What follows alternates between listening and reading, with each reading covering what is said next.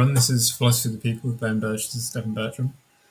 And this week we are talking about JD Vance, his intellectual influences or lack therefor. Ben, before the show, I was looking at Paralympic stuff, and I was thinking that surely, in the future, there's going to be various events in the Paralympics which are faster than the normal ones or whatever in the Olympics. And then I was like, oh no, it's already the case. In Oh, everything above 400 meters, wheelchair is faster than legs. which does make some intuitive sense. They've got terrible acceleration, but once they get going, they're much faster. Right. Like across Fair enough. 5,000 meters, they're like 3 minutes faster. Uh, Uh, all but right. yes, I Yeah. also it was since we've been on our show, Britain has become fascist or whatever, or become fascist in a different way. Become less miserably fascist and more energetically fascist. Um, Yeah. but Yeah. it didn't last for long. I was going to go to the rubberneck at the local thing that was happening yesterday, but it looked so boring on the internet that I didn't bother going. yeah. I mean, I do think that I keep seeing the phrase like riot or, race riot. And I do think that the more old timey word is probably more apt here. Pogrom is probably better captures the energetic fascism. Well, it was quite disparate. There were certainly places where it was like intercommunal violence, and then there's other places where the worst of it was given to the police, and not just because they were defending some strategic location, but just because they were in the middle of town. Obviously, that's what happens when you have kind of. I mean, this is very like. This is what anarchists want, right? Yeah. Just like a sudden upsurge of the people without direction. In that circumstance, yeah, you did lead to some things which are basically kind of in the style of pogrom or attempted pogrom or whatever. Yeah. Um, Do you see? Have you have you seen Elon Musk's interventions on this? yeah, they've been pretty great. It is funny when people are like, "Oh, this person's been arrested in the UK for saying things," and the thing that they've been arrested for is saying like, "Go to this migrant hotel. It's 6:42 p.m. today and burn it to the ground." Which I'm Yeah. not sure should receive like three No, but years in prison you for or should. whatever. But like, Well, like that is the sort of thing that, in fact, the police should take an interest in. yeah, you If should be you like arrested or whatever. Like, I don't think you need to be immediately thrown in jail. But like, no, yeah, that's right. It's like when uh, Noah, God, what's his name? The guy. Sorry, Noah Berlatsky. I can't believe I forgot that man's name. I remember there was a Noah Berlatsky controversy a while back that was about him saying something incredibly stupid, which is how every Noah Berlatsky's controversy starts. But in this particular case, he said some dodgy things about age of consent related issues, and the and somebody. I remember somebody defending it. It was like, well, if you look at it, it's like it's really just sort of standard like anti-carceral, pro-sex work kind of takes, but he's talking about underage prostitutes. It's like, yeah, I don't know, man. I think whatever you think about the larger issue, if adults are paying to have sex with minors, that is indeed something law enforcement should take an interest in. It's like kind of the same thing here. It's like, look, there might be, I mean, I certainly think that there are actual, free speech concerns about, some of the ways that British law works as far as stuff like this goes. But it's like, man, this is not the example you want to use. to make that case, right? You know, they're like, this is actually, it's like, no, you should absolutely be arrested if you post that. Because But in the UK, you can be arrested basically under any circumstances because you can be arrested on suspicion of doing like a if there's reasonable concern that you might in the future breach the peace, yeah, you can be arrested. So yeah, that's too much. being arrested in the UK is like there's no getting wrongful arrest requires like the police to fuck up basically and to like be like we're arresting you on this basis and then that not be a reasonable basis. Well, if they'd been smart about it, they'd be fine. Yeah, But yes, Jacob, since I'm the one who's doing this from Rosarito, I suppose that, given the premise that one of us must be Jason, it must be me. Um, you're both pox. yeah. But my favorite Elon thing was he posted the thing apparently with reference to the British riots. He posted that Yeah, it's like in Harry Potter, you didn't support the Death Eaters. exactly as you watched the Hunger Games and sided with the Resistance. You watched Star Wars and sided with the Resistance. You watched The Matrix and sided with the Resistance. You watched Divergent and sided with the Resistance. You watched V for Vendetta and sided with the Resistance. When it's fiction, you understand, yet you refuse to see it when it's the reality you're living in. Wild, which above and beyond anything else you could say about like the politics of that, honestly, my overwhelming thought is how does 53-year-old Elon Musk sound like just the dumbest kind of 15-year-old anarchist there? I mean, but also like I didn't actually bother to reverse Google search it, but you feel like that meme could have been made. Surely, like from the references, that's a meme from like 2014. Like it was probably like referencing my damn. Yeah, I mean that would also be very much in character for It was probably a BLM meme to be honest. yeah. Um, Your fan is kind of annoying when it swings towards you. I don't think you need to turn it off, but you can probably like push it back a little. let's do that. But yeah, JD Vance. JD Um, Vance. Very Yeah. funny that Trump nominated him. It's really funny that Republicans were like, yeah, they're just gonna. I mean, we would never get rid of. I don't.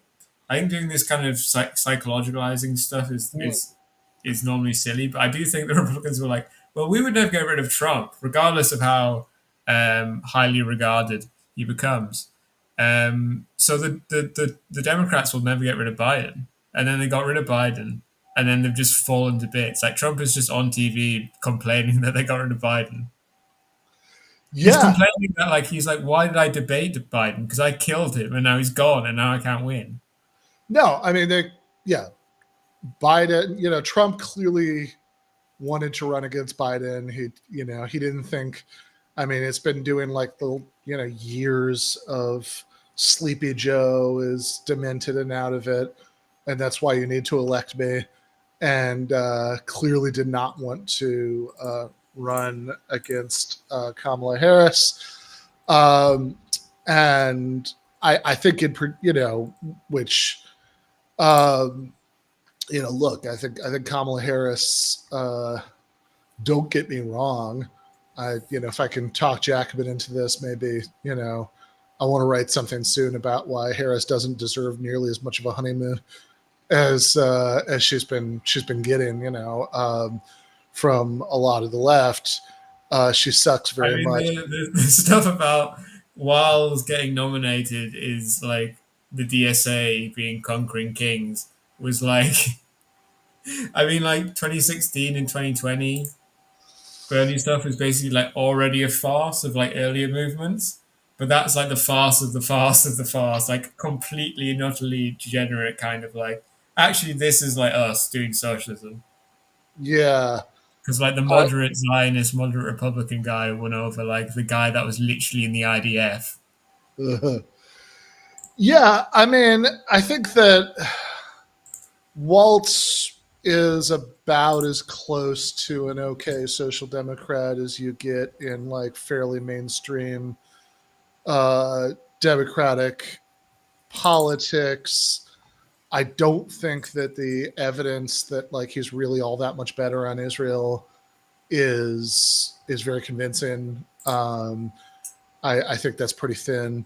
Um, but regardless of Waltz's merits or demerits, it's also just like, come on, man, this is so sad. We didn't make this happen, right? I mean, this is like the somebody Eric Carlos Torren to give the man his due. Posted, when I posted about this, he responded with this, guess some Mexican parable about like this. The elephant comes upon a tiger and they fight, and it lasts for a really long time, and finally the elephant, manages to defeat the tiger, and then he stops to rest, and he hears this voice from this ant that's on top of him saying, "We did it, brother. We beat the tiger." Like, come on, man. There's like,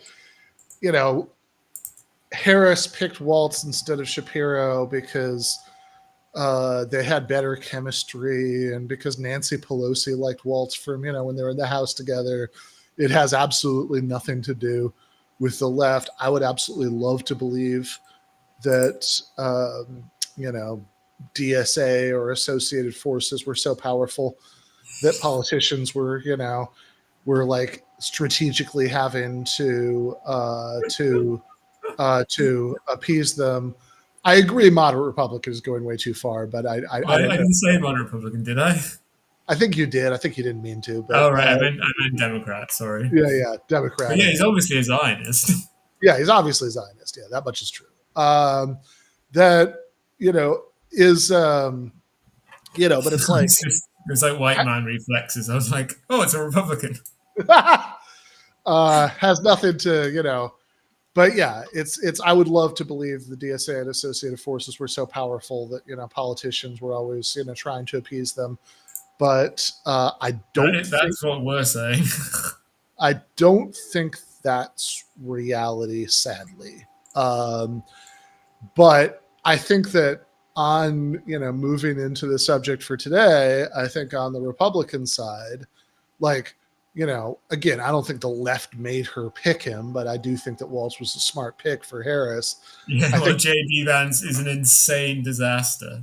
I think JD Vance is an insane pick for Trump. I think that I think that JD Vance is well, I mean, by all accounts, JD Vance was really being pushed by Eric and Don Jr. and Tucker Carlson, who are three people who might not particularly be in touch with the desires of like swing voters in Wisconsin.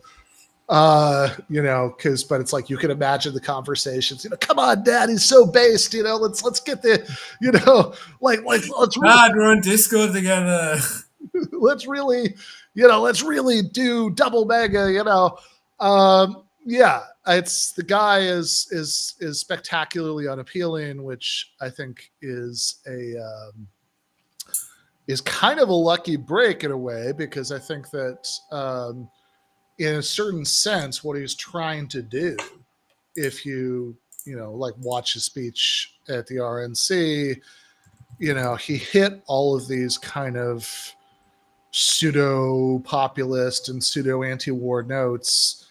Again, has the disconnect between this and like the Trump record that he was all in favor of is amazing, but he hit all these notes that you could imagine a better politician than JD Vance like actually parlaying into a really effective pitch. And Right, I think the problem is he's phony and risless, which you can't pull off one or the other. yeah, yeah, exactly. Like he, like there could be a really potent kind of right populism there, but I don't think he's the messenger for it. And, part of why he's not the messenger for it is that, I mean, look, there's been all this discourse about the political effectiveness of saying this, but putting all that aside, the fact is the man is extremely weird. And in a very particular kind of way that I'm very familiar with. And this is why, even though I know I'm stretching the definition of philosophy here, I saw that Politico had put out this article called "The Seven Thinkers and Groups Who Have Shaped JD Vance's Worldview," and it was thinkers and groups because they decided to throw on the entire Claremont Institute, right, which is this right wing think tank, West Coast Straussians, and so that's really six thinkers, of whom five are alive. Right, one of them is Rene Girard, who died several years ago. So that's six thinkers. Somewhat absurdly, Peter Thiel was thrown into the list. I don't know how much Peter Thiel thinks. He certainly. Well, I mean, yeah, I think he thinks, but I wouldn't want to know what any of those thoughts are. I don't think he would. I don't think he wants to know. He wants anyone to know what any of those thoughts are. So that leaves four. If you keep it down to the living thinkers and exclude Thiel. And then, as I was reading this list, I had this incredibly strange realization that out of the remaining four, that there are two of these guys who I have had some level of personal acquaintance with, and that's weird. And, Oh fuck! Oh shit! I've already forgotten his name. Who's the other one? yeah. So the two that I know are, and when I say I know, I don't just mean like one of the four is Patrick Deneen. I've certainly written about Deneen, right? But no, I mean I've met in person, had extensive interactions with, are Sohrab Ahmari and Curtis Yarvin. And Your account of your encounter with Curtis Yarvin, he really came off as exactly the kind of guy I expected him to be. Yeah, he really comes off as somebody who would blog as Mencius Moldbug. That is just right. It is crazy. He came up with the most unpleasantly nerdy name for himself that he could. It's some ways much more admirable than the people on Twitter who call themselves the base Bronze Age warrior or whatever. Yeah. I am the moldy bug.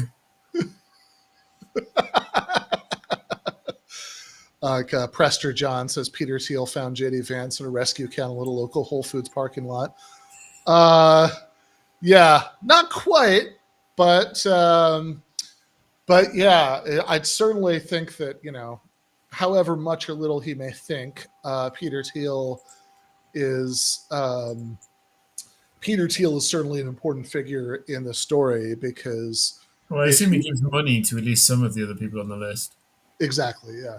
I mean, he's in some ways the most important person on the list because however much thinking he does personally, he certainly finances the other ones, and he certainly finances Vance, right? So just a little capsule biography of JD Vance. He didn't actually grow up in Appalachia. He grew up in Ohio. He spent some summers with grandma in Kentucky, but whatever, who's counting? And then he went to Yale Law School, and there's a stint in the Marines here, although my understanding is that what he did in the Marines is he was a public affairs correspondent, which I think basically means he blogged for them. But in any case, I don't want to demean. He's just like me. that form of service, but and then yeah, I think you and JD Vance have killed as many people for better or worse. So and then after he gets out of Yale law school, he bumps around a few years if he does a I mean, he clerkship. gets into Yale as like a DEI pick, right? uh, yeah, I mean, I'm sure he had a hell of an essay. I mean, Hillbilly Elegy, as disgusting as I find that book, is well written, right? So I'm sure he was drawing on on all that stuff effectively. So there probably is some truth to that. But yeah, I mean, he does like sort of elite recent college graduate, recent law school graduate, sort of kicking around stuff, clerkship with a judge, I think he was working for a congressman at one point, and then he gets a job as a venture capitalist, working for Peter Thiel, Mithril Capital, and How this is many businesses in the Appalachian Mountains does he hollow out? well, when he was working as a venture capitalist, he was located in San Francisco for a few years, and because that is where VC tech bros go to do that, and then and this is the same period when he was doing that Hillbilly Elegy is coming out, which is a book that is, in some way, I mean, look, again, I think the writing is good. It's, there's certainly lots of striking stories, but I mean, the ideology of that book is very unabashedly uh, doing for poor white people what, in rural Appalachia, what, I Pull don't up know. your pants literature. Yeah, exactly. Right. It's, yeah, rural poor white people, Bill Cosby, right? Is the pull your pants up. In fact, there's a line in the book where a couple lines where he praises Charles Murray, and and what Murray had written about inner city poverty, and says, oh, the same thing could apply to poverty in rural Kentucky. That I saw, he refers to some of the people he grew up with as welfare queens. Uh, that is a phrase that comes up in the book. I'm sure they all thought he was very cool growing up. I'm sure. Uh, he he says too many young men are afraid of work. He says there's a culture of poverty that goes deeper than macroeconomic policy. He moves to Uh, the couch. what's that? Moves to the couch. Yeah, he does not actually say. He does not actually say that he fucked a Fake couch. news from the liberal media. I think though that there have been some efforts to turn it around to be like, oh well, we can just tweet that I don't know, Tim Walz fucked a traffic code, and that'll be just as effective. It's like, no, the reason the Vance thing lands is that it's, even though he does not say that, right? That's a joke, right? The in Hillbilly Elegy, the joke feels directionally accurate. Um, there's a certain incel gamer vibe there. I That also assume that Walls didn't like write a memoir when he was 31 or whatever. right, also very true. So yeah, it's coming of age stories, so people sort of believe that it's in there. Um, so yeah, I mean, I think it's I mean, my view is it's a pretty gross book because like he's throwing people you know neighbors and members of his extended family under the bus. Yeah, And I think doing any narrative of like I'm from a fucked up place or whatever is something that is really difficult to do without it coming off as poverty porn or uh, whatever. Kushlook, do better. I think you know what I'm saying. There are jokes that land because obviously they're not literally true, but they resonate with something, and there are jokes that don't land. I think that's a you must be this tall to ride the ride for having a discussion about this. But No, I think everything is literally true based on vibes and feelings. I am Ben Shapiro's worst enemy. fair enough. Yeah, it's so, but beyond that, right? Ideologically, right? It's just it's just outright. It's like the least populist thing ever, right? And in fact, I just last week I wrote something for Jacobin that sort of supplements the essay we're talking about here. Where I note that also, if you look at JD's, there's a classmate of his from Yale who is a trans woman who's friends with Vance for a long time, and then got pissed off enough about his subsequent evolution that she gave a bunch of their old emails to the New York Times, and yeah, I know, and it's pretty striking, right? So it's like not only is like Hillbilly Elegy the least economically populist book of all time, but it's like his cultural values in this era of his life don't seem to have been particularly conservative. In fact, like in one of the emails, he apologizes because he refers to her as a lesbian when, I'm going to get the phrase wrong, but like the phrase she'd prefer to use is like radical gender something. Anyway, whatever. It's a long phrase that includes gender, and he wanted to, and he was like, this whole thing smacks of gender. And he apologized for misdesignating her in Hillbilly Elegy, and she was like, oh, it's okay, people wouldn't have known what you meant. And so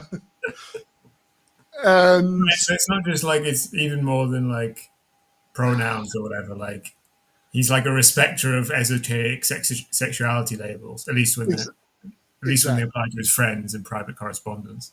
Exactly. Yes. And around the same time, in a message to another friend, he said he went back and forth. This is 2016. He went back and forth between thinking that Donald Trump was just a cynical asshole like Richard Nixon and thinking that he was America's Hitler. And I was thinking that also, I mean, he's obviously in an interracial marriage, but at the time that he became a Republican, that was probably like the 10, 20 years where that wasn't a problem. And now it's a problem again. Yeah. I mean, look, I think to be fair, I don't think that the overwhelming majority of Republicans that it's a problem, but I do think that the people for whom it is a problem have kind of crawled out from under their rocks and are more outspoken now. But, yeah, they're very loud and they're close to people like JD Vance. Yeah. So, I mean, Nick Fuentes had dinner with Donald Trump, right? So there's the line between the fringe and people more prominent is a little bit blurry. I mean, I understand that the excuse for that dinner is that he was invited along by Kanye West, who's a perfectly reasonable person to have dinner with. But in any case, that's, yeah. I mean, at the, so it seems like as of like 2016, 2017, JD Vance, I mean, he was a Republican.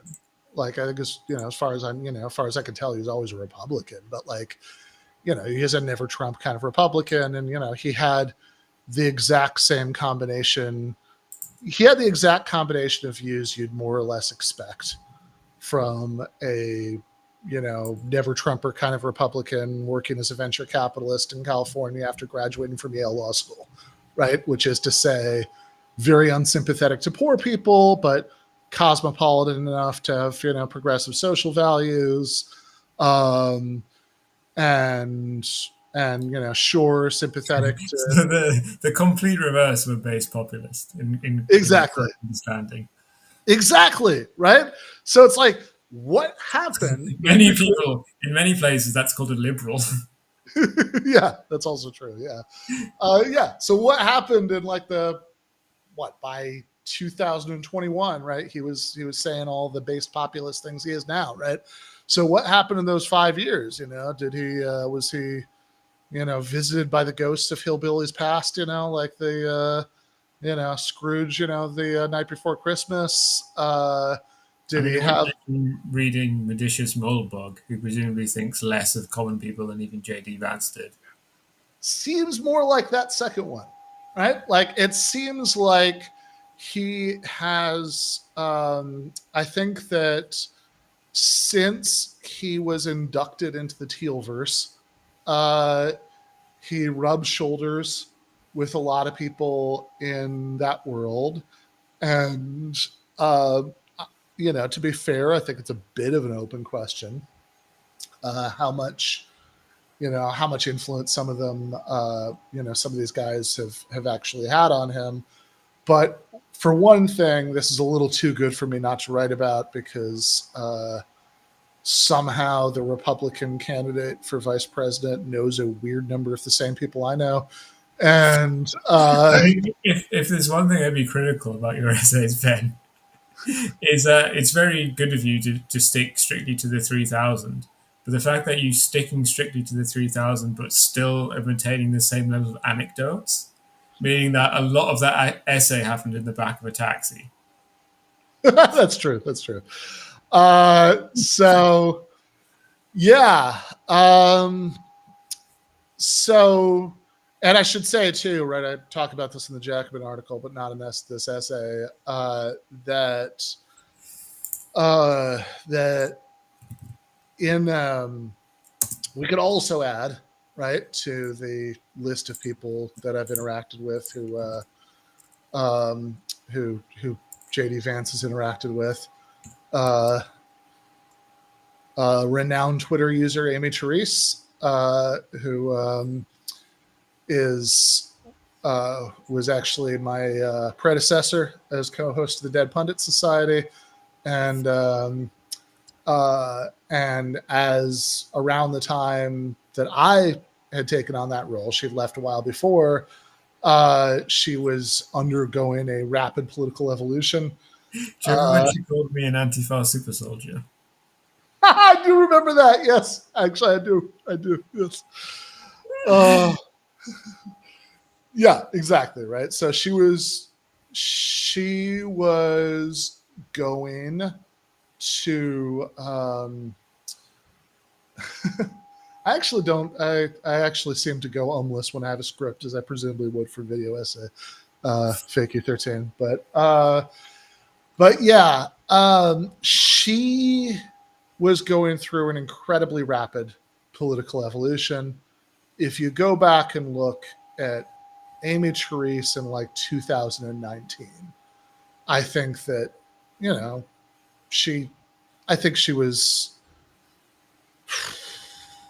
a little crazy, but like she had basically good politics. I think she was basically right back then. That at the end of the day, she had sort of reasonable and correct criticisms of some of the goofy things about the left, but she was a Marxist, right?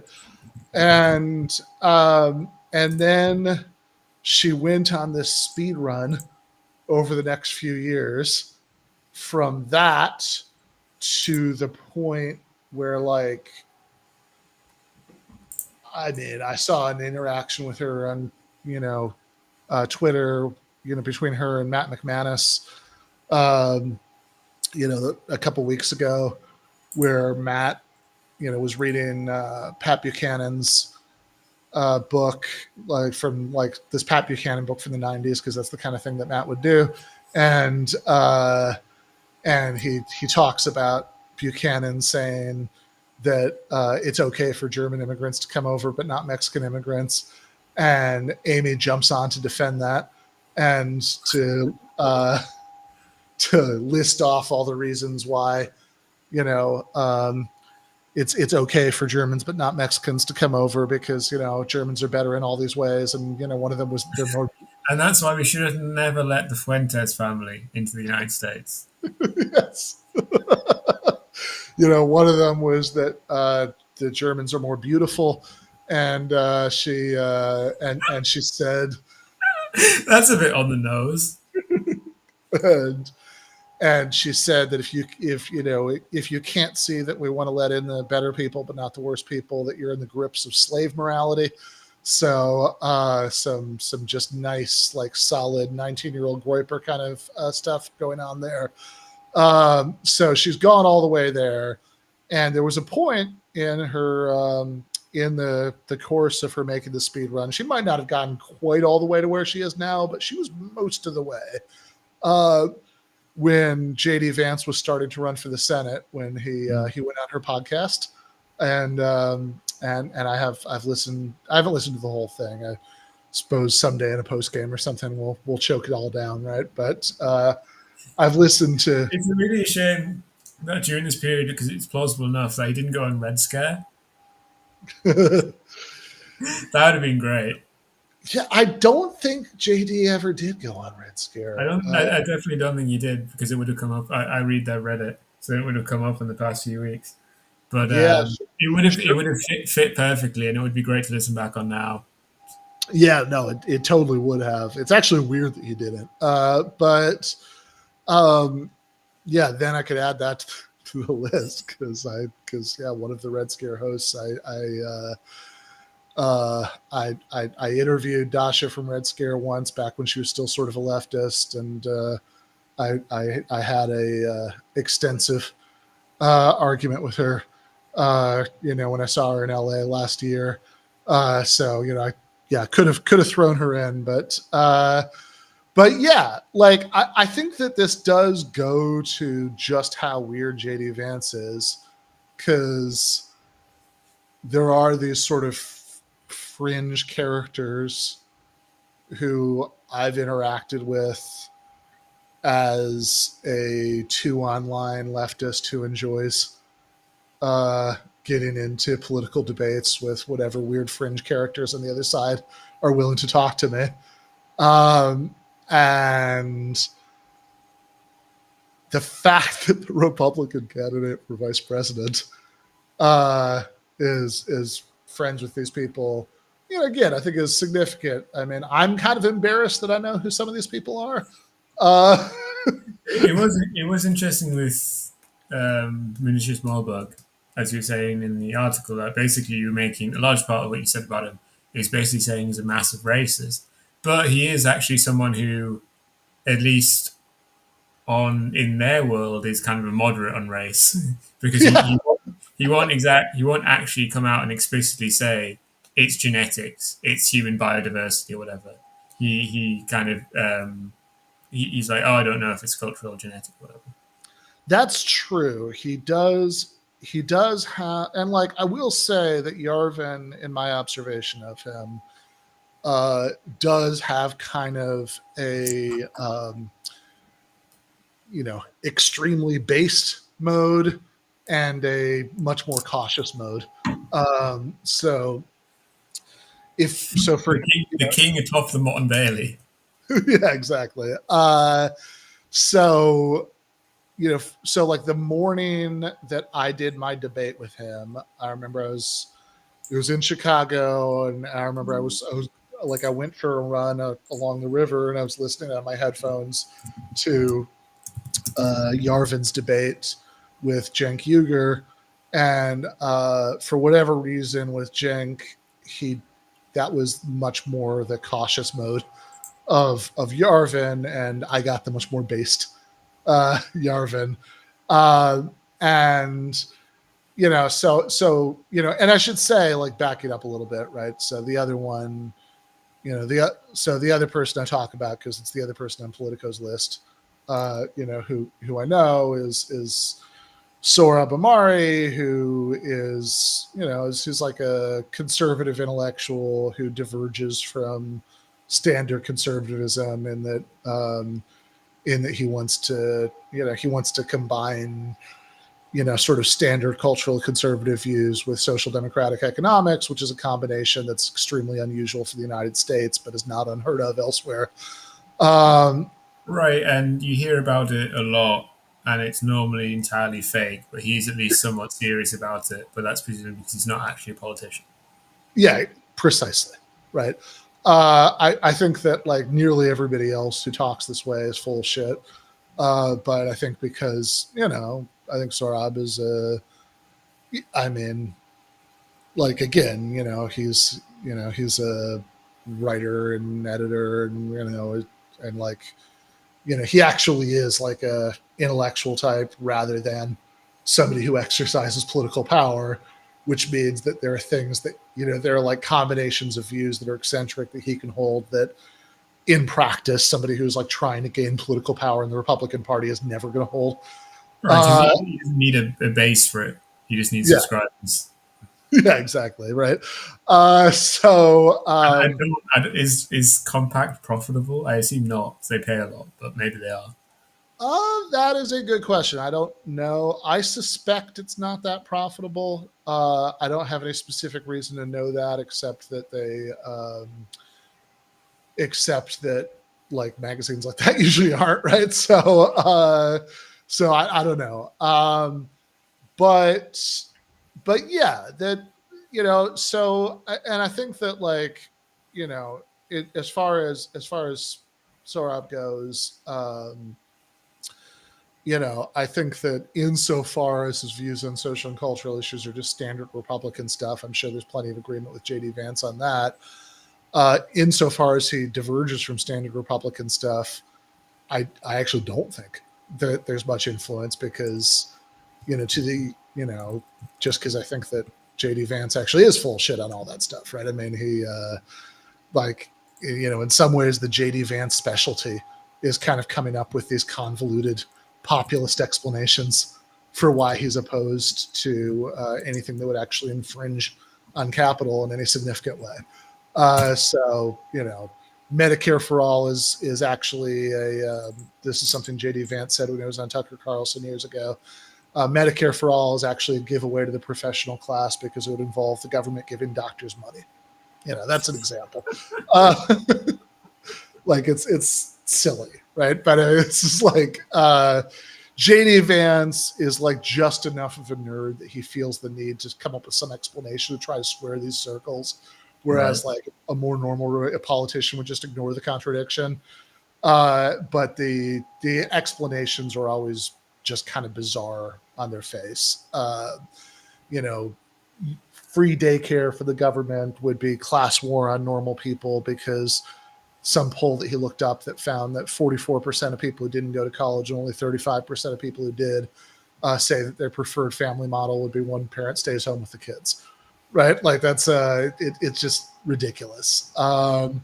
The PRO Act, which would eliminate some of the features of American labor law that make it uniquely difficult to organize unions in the United States as opposed to comparable nations, would be bad because it would solidify the shop by shop structure of American labor law, and sectoral bargaining would be better, which is the sort of thing that, like, yeah, it gives him something to say. It sort of doesn't make any sense if you think about it for 30 seconds because Right, because it would require him to support laws that would increase union density by like an order of magnitude.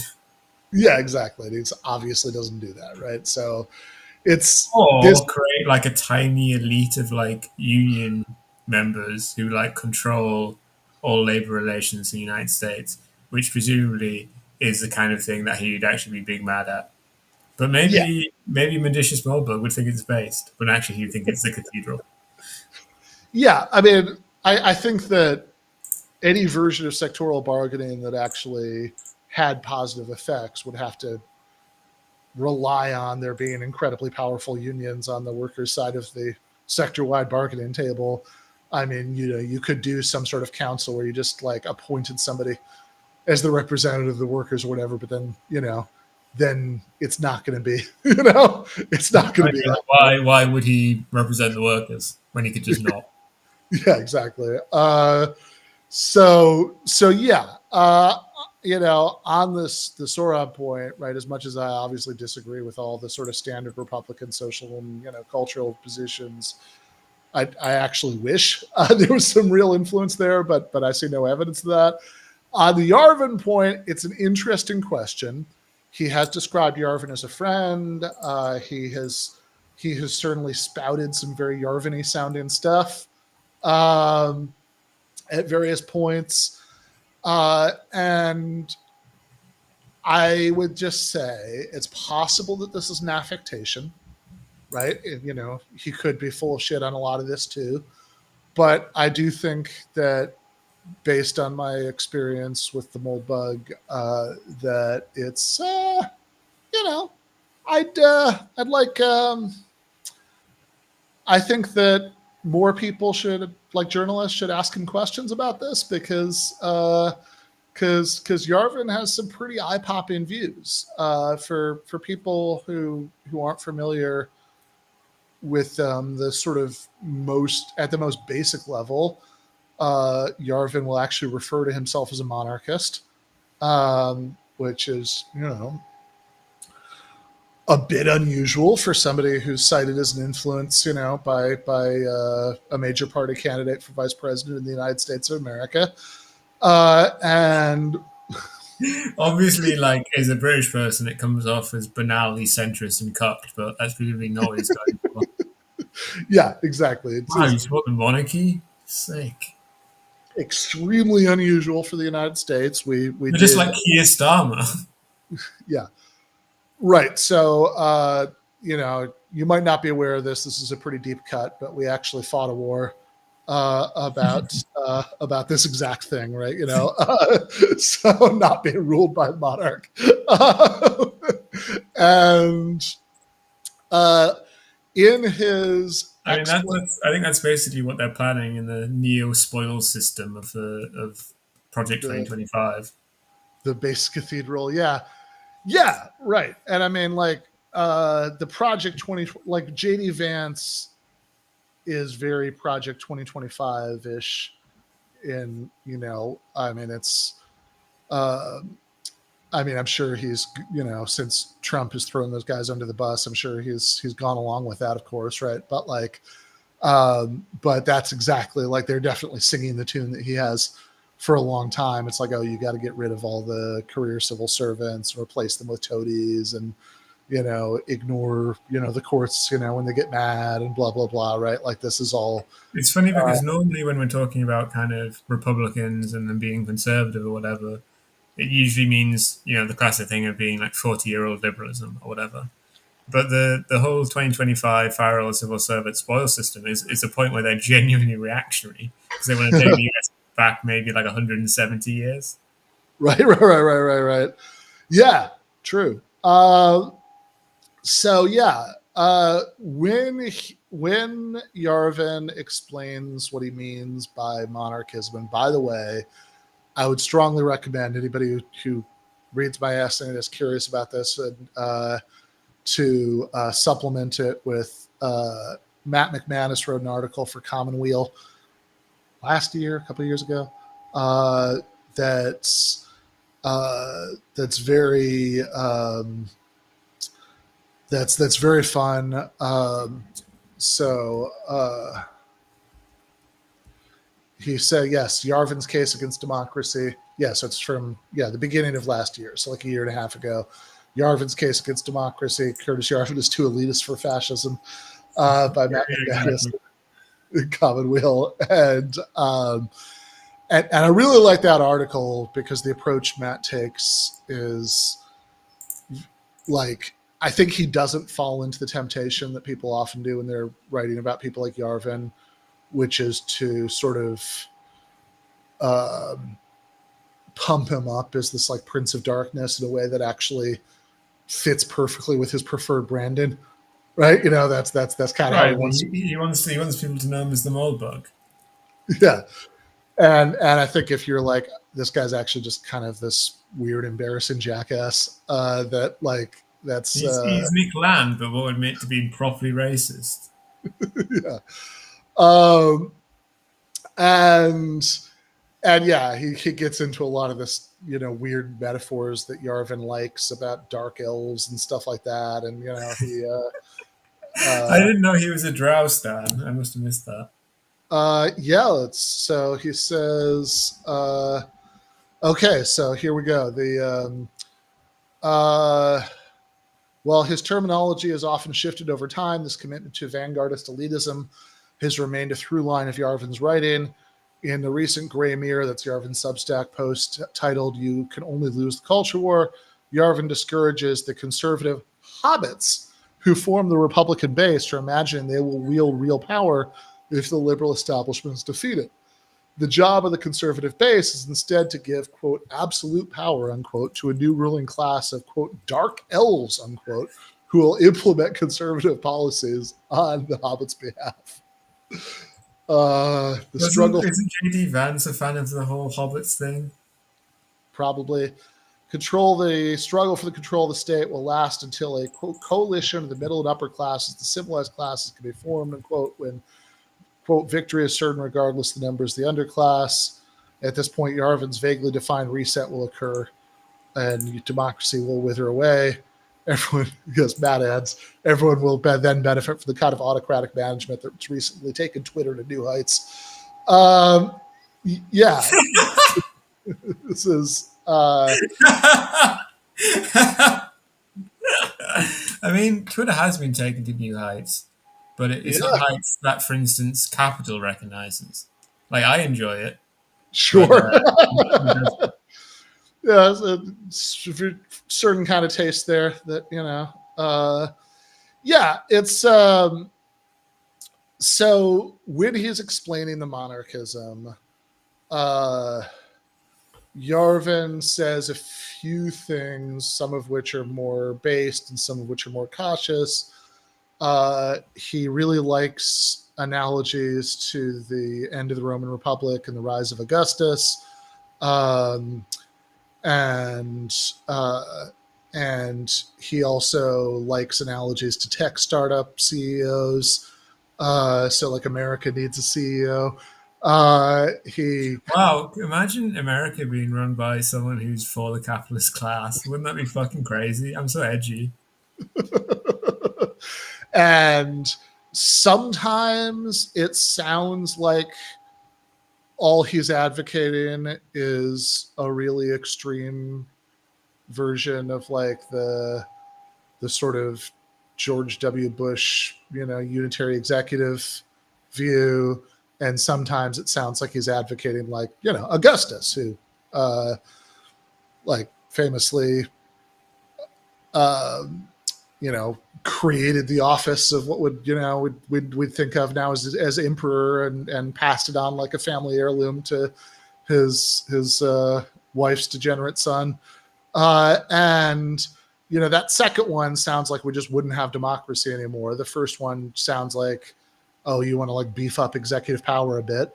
And he, at the very least, I think I actually said something like this at one point in my debate with him in Chicago.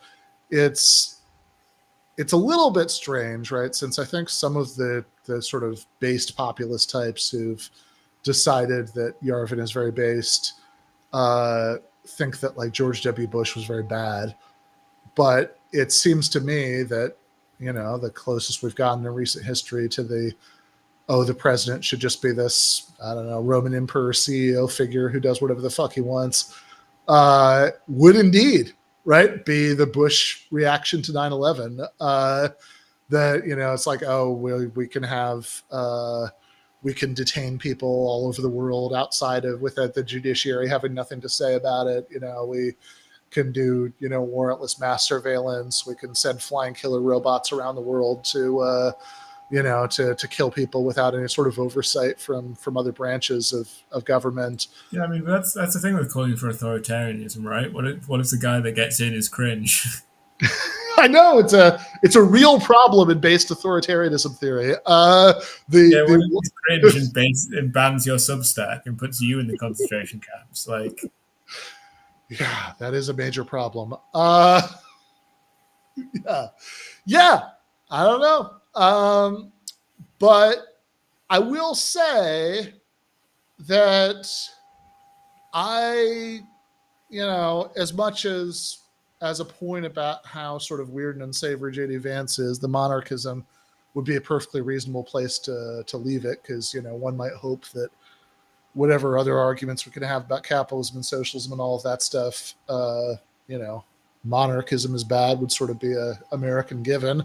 I will say that I came in to my encounter with Yarvin knowing about the monarchism, and at the risk of exposing myself as a total, you know, lib, not very based at all. Um, I was pretty repulsed by the open racism. So Is he that Jewish? I think Yarvin actually is, yeah. Right. Uh, that's you know, but he is, which is funny because he also likes to. McManus talks about this in the Commonweal article. He even does sort of stick a toe in the waters of making based comments about World War II. Uh, Right, because that's funny because all the cathedral stuff derives from Nick Land, and Nick Land is one of the committed like anti-Semitic racists yeah, because he really believes in IQ, and so the right. Jews, like the Chinese, are obviously good, and so he Yeah, spends like Nietzsche in his later years. Nick Land in his later years spends most of his time like arguing with anti-Semites. yeah. I mean, this is yeah. I mean, look, much like what if a cringe person inherits the throne as a problem for authoritarianism, the oh but wait aren't Jews smart problem is a big issue for all the racist stereotypes are true theory. And I mean, also, I mean, obviously, it's of, it's there is a way to have both here, right? That like right. they're clever in an insidious way, and that's why you have to really watch out for them. Well, it Um, depends on value, right? Because for Nick Land, he's all about intelligence, and the Jews are good. But if you're about like, I don't know, you're focusing on like German athleticism, then it's less of an issue. right. Yeah. So yeah, it's interesting. So yeah, I don't know. I don't know all of Yarvin's Jewish takes. Like I said, he has definitely. There's a point I didn't where bring that out of the blue, everyone. If anyone that hasn't read the article, he jokes about the Holocaust in yeah, Ben's earshot, apparently. yes, twice. Yeah. So okay, so actually, so this is a nice critical passage from the McManus piece. Yarvin dismisses C. Wright Mills and Noam Chomsky's claims that the wealthy elite constitute an unaccountable political elite in the United States. The real unaccountable elite, Yarvin claims, consists of people like Chomsky himself. In his open letter, Yarvin claims that by the quote Chomsky era, the military corporate financial conspiracy was approaching the plausibility, if not the maliciousness, of its international Jewish counterpart. So that's him being anti-Semitic, I suppose. But this is the part I was getting to. In a gentle introduction, the conspiratorialism becomes even more sinister. Yarvin claims that the standard terminology of the Second World War is inaccurate. That's because, quote, allies were an axis, cooperating ruthlessly and efficiently. The axis were an alliance, cooperating grudgingly and without trust. The allies were the empire. The Axis were the rebels. The Axis never had a real plan for world domination, whereas the Allies had it figured out long before. So, yeah. So he does dip toe in that water, but yes, in my earshot twice. His joke was that the debate was going to be about whether it was really 6 million or whether it was more like 5.5, which is some quality based Mencius Moldbug humor. And Yeah, if you told me that to me and I hadn't read it, I probably would laugh. sure, fair enough. Uh, and and yeah, he. But that's just kind of like I think it's distasteful, but it is clearly a joke. I don't think he's actually despite everything, he's probably not actually a Holocaust denier. Yeah, I mean, structurally, the joke is kind of not necessarily trivializing the Holocaust, right? Yeah, yeah, Because that's right. he's not like what he's the joke isn't the joke is based on a trivial difference between millions of people dying or millions of people dying, right? Yeah. No, that's also very true. So it's like it manages to be very based and like, oh, look at me, I'm like, doing triggery jokes, but also to, incorporate the assumption the Holocaust happened, it was bad, right? Yeah, Uh, roughly happened as described. yeah, exactly.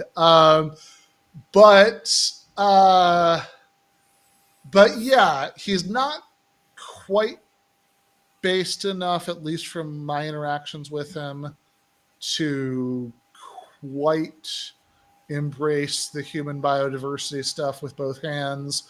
Although, um, apparently there was anyway, there's some ambiguity about that, but but he Which does obviously, definitely. like, if he's trying to not be completely marginal, is the right thing to do, because it is totally Right. like a third rail to commit to that. Which I'm not Yeah. particularly sad about, but it definitely is. Sure. Yeah. Yeah. I think he can't quite decide how marginal he wants to be, but He but yeah, wants people to think he's marginal, but not actually to be yeah, like yeah. He like most musical artists. That seems right. Yeah. Yeah. I don't want to be a sellout, but I do want to make a lot of money. Yeah. I think there is something there. Uh, so yeah, his he definitely is. He definitely at least flirts heavily with human biodiversity stuff. And in fact, the back of the cab story is Yarvin. I mean, mostly he spent these conversations just kind of monologuing and occasionally asking if I'd read whatever he's monologuing about. But there was there was a point where he asked if I believed in, the mind is like the blank slate theory, or use some phrase like that. Uh, which I said no, because this is actually something I've written about more than once. My view is that egalitarians don't actually need to deny that human nature is a thing, or that has its it has its dark side, right? But and I think I maybe even started to try to say that, and he just kind of cut me off and went back to monologuing. And then apparently in podcasts he's been on since then, and he's been like, I don't know, I mean, Ben's acting like he's horrified by the human biodiversity stuff, but he agreed when I asked him, right? So it, Oh it's dear. either the human mind is a totally blank slate, until influences come in, or like different races have different brains. I guess those are the only two options. Um, but in They any map, case, they map exactly onto whatever the political economy of the 21st century Earth happens to be. amazing. Yeah, and They just that determinate and real. he's certainly very clear that he believes that. Well, he actually said at one point, he was quoting some, uh, I don't know what writer he was quoting when he said this, but it's like, oh, I've never met a human being. I've only met like a Frenchman or a blah blah blah or a blah blah blah, right? So he's very clear that he thinks that different peoples have these different qualities, even if he's a bit evasive when asked point blank whether this is genetic or cultural in origin. He definitely believes that there are these like national characters that have massive explanatory value, and thus he believes in the specific example that we spent the most time arguing about, that uh, Haiti is a mess of chaos and poverty, not for reasons that perhaps have something to do with the last couple hundred years of more or less nonstop imperial meddling, coups, invasions, hyper exploitation. But Right. I mean, Haiti, as you point out, is one of the ones where it's like very direct, straightforward, exactly like balance of payment thing that they had going from day one. Where it's like they basically had like a video game style debuff, where just right, their treasury from day one was like 70% less or whatever, because they had to pay from the day they became independent until I think 2005, an indemnity to France. yeah. Spencer, if you think that I'm arguing that anybody should vote for Harris, you haven't been listening very closely, possibly because you're bad at listening, I because you think have a nit. mostly Spencer's been arguing with people in the chat and not really listening to us, which is fine. Oh, good. You're all welcome in chat to do that. All right, Spencer. I'm sorry if I impugned you unfairly. That's it. Just annoys the shit out of me when people attribute these views. That's like, man, this is like it's an old joke, but it's like they're like, I like waffles, so you're saying you hate pancakes. Like, man, that is a new sentence, right? Like, just let's just focus on the one I'm saying. I'm Like, gonna tell chat not to vote for Kamala so many times this year. yeah. Uh, By the way, Spencer, I did agree with you when you said earlier, where I think you were actually addressing us, where I don't think JD Vance is a racist, or he's at least not particularly racist. He's not unusually racist. He's probably below average racist by quite a lot for a Republican. yeah, I don't know. I don't know how racist Vance is. So this is, I think that what we're clear on is that he has cited as an influence somebody who's extremely racist, like way more racist than the Republican average. And whether, he agrees with his views or not, I don't presume to have any special insight on. Right. But I do think that somebody in somebody who wanted to practice journalism might, productively ask him some hard questions about this stuff, right? And yeah, I think in the Haiti case in particular, it's a really it's a really striking example because he's just so confident that what explains why like Norway is the way it is and Haiti is the way it is like the sort of innate qualities of Norwegians and Haitians, or he said at one point you could like swap out the population of like Haiti with Japan and the Japanese people would be fine, right, in the same circumstances. Really crowded. Yeah. And and it's such a clear example, right? Because like if you actually look at the historical record, this is literally, they obviously to gain its freedom initially, the Haitian Revolution, by the time they'd fought off the French attempt to reinvade and everything, like the Haitian economy was just utterly destroyed, like to an extent that there are very few examples of in any country, right? To that degree, they're from the moment they basically, as the price of the French not trying to reinvade again, they had to pay reverse reparations for the lost property in the revolution, i.e. the slaves, and that debt was took up a massive share of the GDP, and it was only completely paid off in I think the late 1940s, and there was even when there was an American invasion and occupation in between, they didn't like forgive the debt. It was just sort of transferred to a new bank, and then very shortly afterwards, the Duvalier dictatorship was installed, and was backed up by the United States for standard Cold War reasons. That lasted, first Papa Doc and then Baby Doc until the 1980s, when that was first overthrown. The first democratically elected president, Jean-Bertrand Aristide, who I remember reading many years ago that one of his slogans when he first ran for president is he wanted to raise the Haitian people from misery to poverty.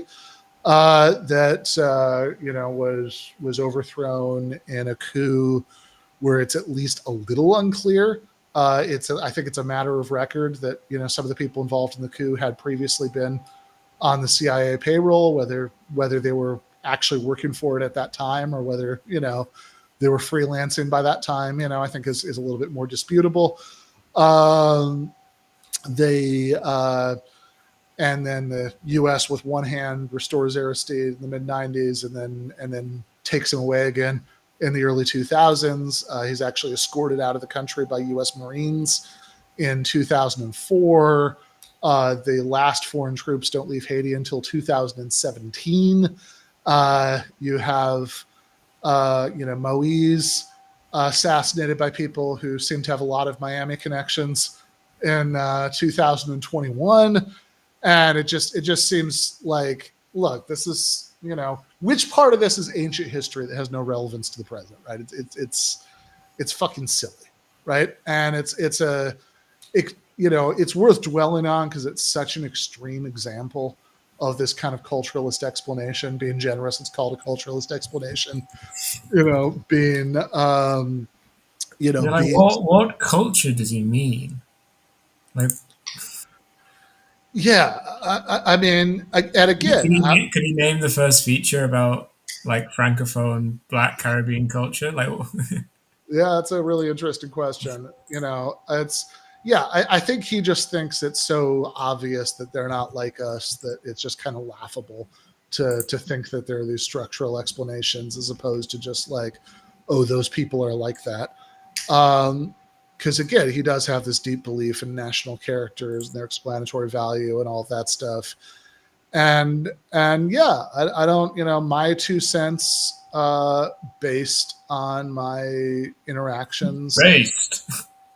with him, are that yeah, I mean, look, I've debated lots of people I think are bad people who make the world worse, but I think he was by far the most unpleasant one. Like just as a vibes assessment.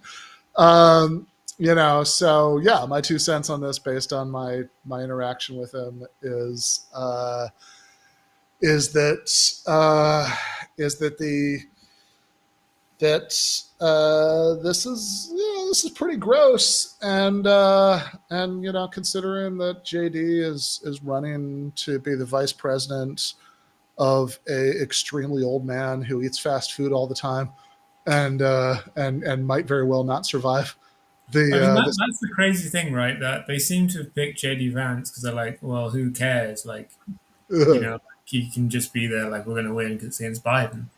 But, like, regardless of Biden dropping out or not, there was always a good chance that JD Vance is going to become president in the next 4 years. Totally.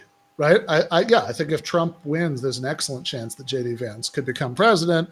And so again, I think in the interest of journalism, I think that having a pretty good read on this guy who certainly has, at least Vance himself has claimed, has influenced some of his views.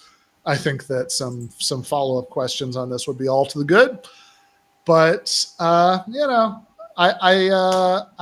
think, again, at the very least, look, if I'd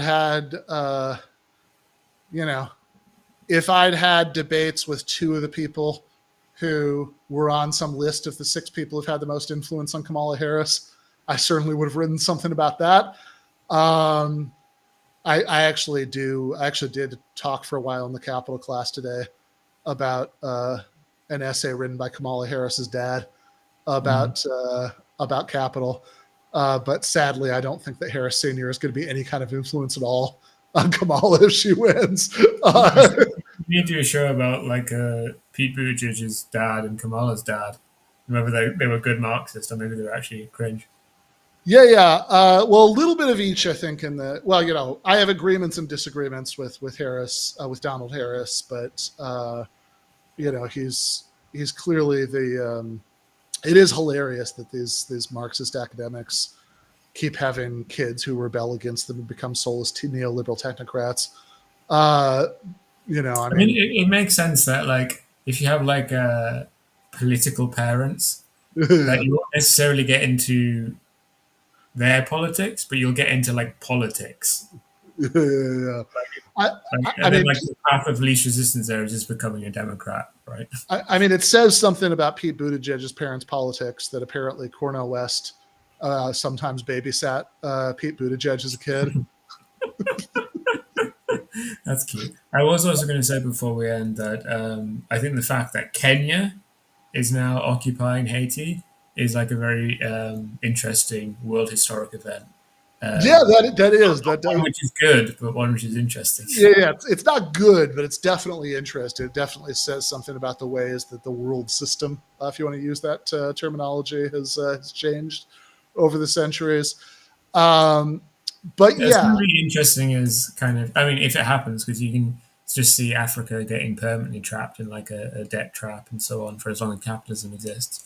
But if they do actually become like progressive income countries, which then have this massive population, which have a big influence in the world, it will be funny seeing American liberals being like, wow, African countries can be bad too. yeah. I mean, there is this. I do think that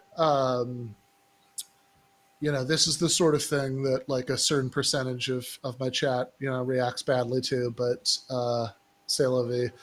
I think that there is this real tendency. I mean, Africa, I think, would be an even more extreme version if it happened, right? But there is this real tendency of a lot of people who want to be anti-imperialist to have trouble internalizing this really profound insight about geopolitics that I'm about to give you, which is that sometimes more than one thing can be bad.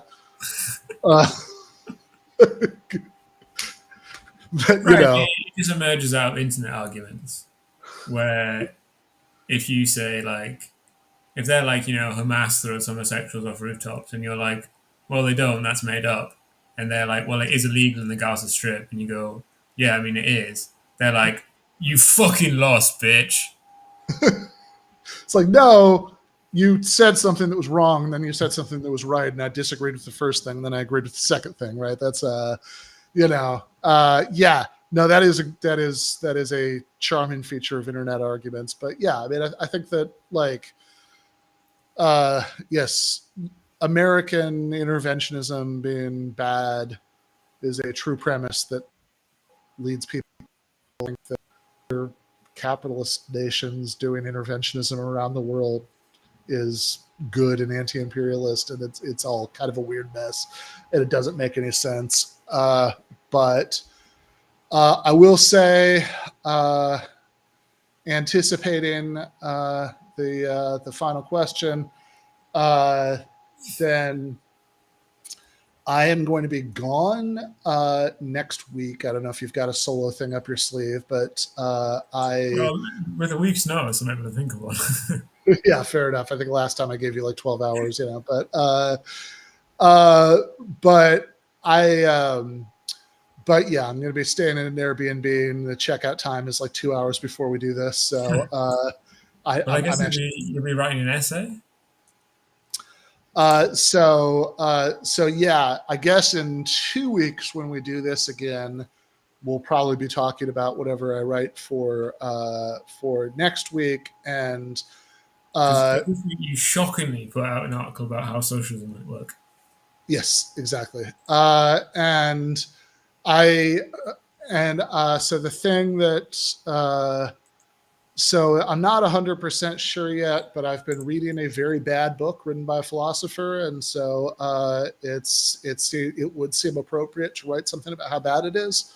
It's called The Right to Sex, Feminism in the 21st Century by Amy Srinivasan. And I think, and this will also be one to get a different group mad in the chat, since I mean, because I was going to say, like, it'd be fun to do the socialism essay, and then we can argue about abolishing the value form. Yeah, we certainly could do that. If you wanted to, yeah. So we certainly could switch it up and argue about abolishing the value form. I should also say, actually, that if we don't do that in 2 weeks from now, because we decide to do the one that's more recent than that, if you have a abolishing the value form guest essay in you, that could also be a fun thing to do sometime. Cool. No, but the sex thing sounds fun. Yeah. So we might be doing that in 2 weeks. We will see. Sex sounds fun. I've heard rumors, but it sounds fun. Yeah.